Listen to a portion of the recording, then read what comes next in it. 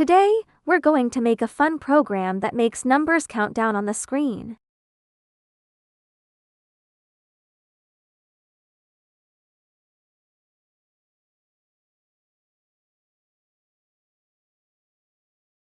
This program makes a countdown display using the LED matrix.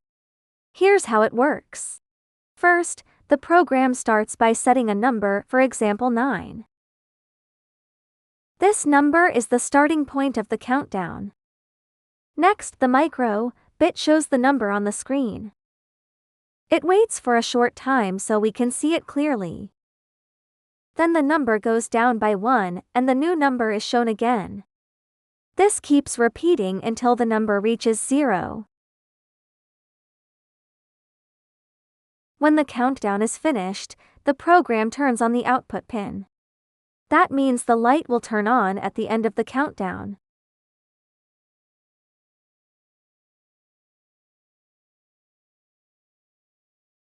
You can change the starting number or the waiting time to make the countdown longer or faster.